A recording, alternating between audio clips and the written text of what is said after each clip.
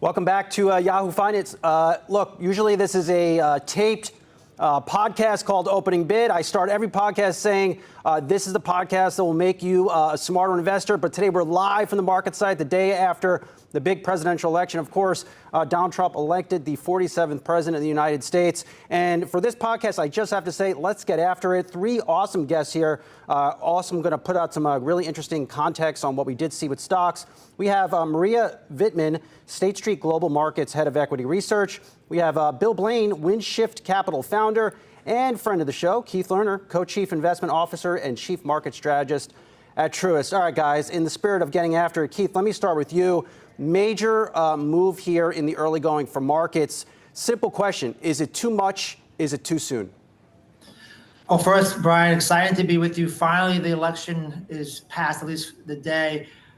I don't know that it's too much too soon. I mean, this, if you think about it, coming into this, there was a real contentious between, the outcome, and it was 50-50. So once you gain some clarity, and it looks like this won't extend or be a contested election, there's a relief rally.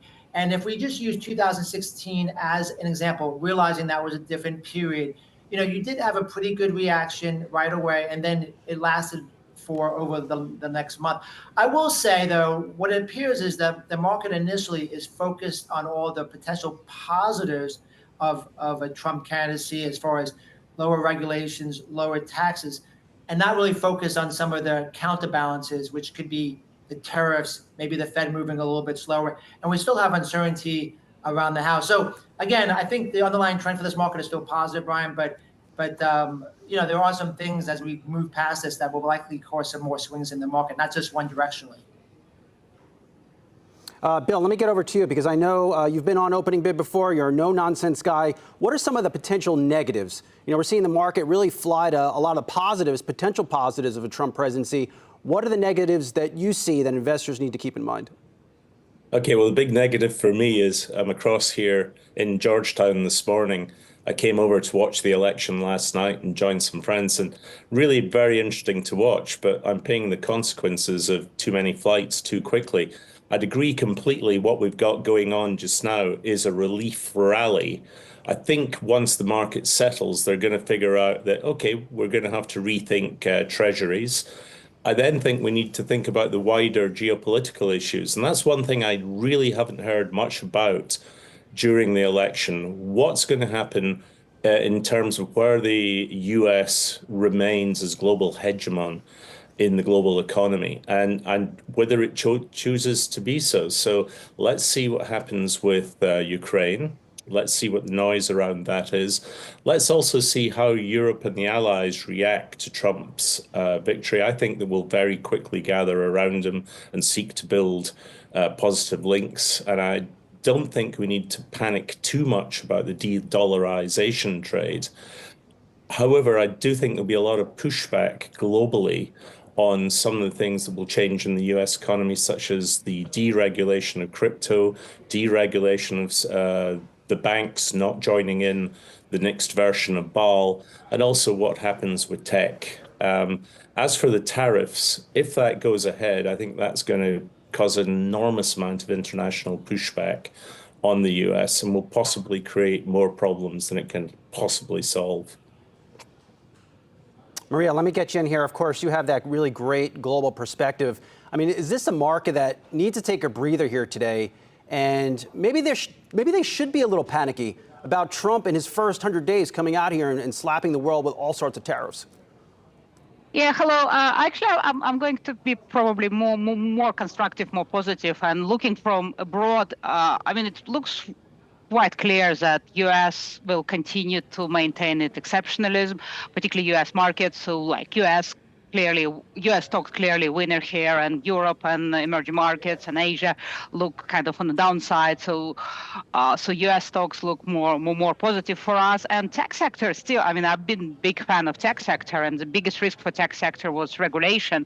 If Democratic candidate wins or get Democratic sweep, and that's not what we're getting. So U.S.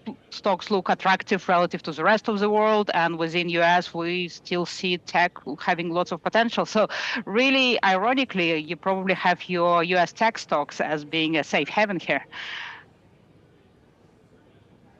I want to try to go around the horn, zeroing in, I think, on some of your individual areas of expertise. Keith, let me go to you.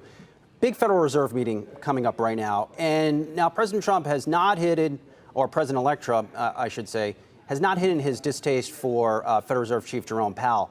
But is it important that Powell keeps his job to see through the rate cutting cycle he now just started? And what's the risk to the markets if Powell's not atop the Fed? Well, I don't think there's a large risk that he is going to be moving anywhere soon. Like his term is not over. I believe it's 2026. So I don't think it's a near-term concern beyond that you'll just hear more rhetoric. And I think that's the way to think about it. As we learned from the last Trump term, we have more day-to-day rhetoric. And for what we do, our jobs day-to-day, we'll be writing more because there will be different things that come out. And we have to kind of decipher what is noise and what's a negotiation ploy. But I think even this week, it was interesting is the Fed's important, but it's probably not as important as it has been. Markets still pricing in above 90% chance of a rate cut. I think what happens really is more about the policies that Trump has and what does that mean for growth? What does it mean for inflation? And interest rates we're seeing on the move today as well. And if we look at all this together, it likely means whatever the path before the Fed was before, they're probably going to move a little bit slower if we have a little bit stronger growth, a little bit more inflationary. But overall, I would prefer an economy that's strong, that supports earnings, to an economy that needs more rate cuts because it's weakening. Bill, you're my Tesla guy. We talked about Tesla the last time you were on. Shares up about 13% here in the pre-market. What do you think happens to Tesla? Look, it's likely not the Musk joins the government. He has companies to run, SpaceX, Tesla, but the market is thinking that he's going to be able to influence Trump. Suddenly the world's going to be filled with driverless cars, and Tesla's earnings are going to triple over the next 5 years. Tell me why I'm wrong. Oh, geez. Well, that's a tough one. Just come back very quickly on the issue of treasuries, though, because I think that's going to be a great source of frustration to Trump, because we are going to be heading into a very inflationary environment. Global supply chains are not fixed. And if he imposes tariffs, that's going to push up inflation. Going on to Tesla, well, you know what? Tesla was one of the shorts that I was proposing if Harris had won last week. I did put out a thing saying that I thought Harris was likely to win, and that was a contrarian trade against the general expectation of a Trump win. Clearly, that's not going to happen now. Tesla has taken this boost this morning. And I suppose that kind of goes with the whole narrative about Tesla. It's all about Musk and what Musk's going to get. And if Musk does get this role as, Doggy, Department of Government Efficiency, and the first yes, thing doggy. he does is deregulate the whole thing about self-driving, then that is finally going to be something you can say is really different and valuable about Tesla. But I suspect that this is probably boosterism and it's not going to be long term.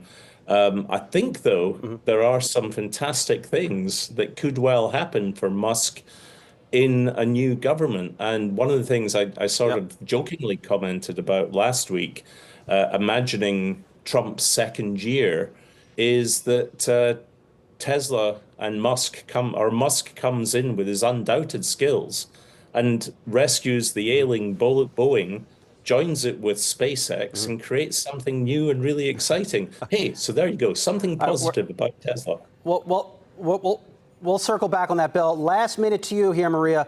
Buy or sell the Mag 7? Oh, definitely buy. Absolutely, 100%. I mean, that's pretty much the only area which still has strong earnings growth anywhere in the world. So definitely buy that. So you think the earnings power of the Mag 7 will be stronger under President Trump? I just don't see earnings power anywhere else in the world. So in a world where money are coming to equities, tech looks spectacularly better than anything else. Absolutely. Great analysis, guys. A little bit of everything here on the Opening Bid podcast. Bill, we're going to circle back on that Tesla call. I mean, let's take that offline, as they say in our industry. Marija Veitmane, State Street Global Markets, Head of Equity Research. Bill Blain, Windshift Capital Founder, and Keith Lerner, Co-Chief Investment Officer, Chief Market Strategist at Truist. Thank you. This is a very busy day. Thank you for joining a live episode of Opening Bid. We'll be right back on Yahoo Finance with much more analysis on all things the day after the election.